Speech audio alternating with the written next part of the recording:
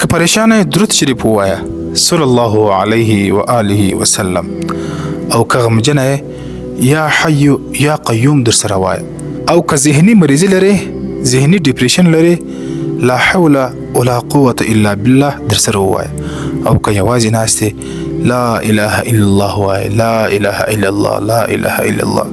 همدا هغه ذکرونه دي چې دا یو اجازه هم نه غواړي چې څومره زیات درود شریف پر رسول الله صلی الله علیه وسلم باندې وایي، دومره زیات رحمتونه به د الله پر تا باندې را نازلیږي.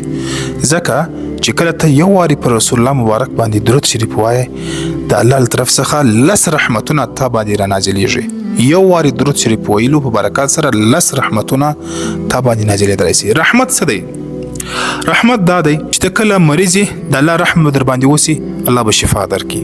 چې کله ته پریشان یې، د الله رحم در باندې راسي، پریشانی به دې لرې سي. کله چې ته په یو مشکل کې، د الله رحم در باندې راسي، مشکلاتونه به دې الله وباسي. ځکه درود شریف ویلو سره لس رحمتونه الله را نازلوي، صرف یو وار درود شریف ویلو سره. نو ته زیات درود شریف په دې نیت باندې وایې چې پروردګاره رحم را باندې وکړه. بیا ګوره چې ستا مشکلات، ستا پریشانی دا څومره ختمیږي او ستا حاجتونه څنګه پوره کیږي. دا پیغام د صدقې جاریه په نیت باندې مخ ته در سره شیر کړئ.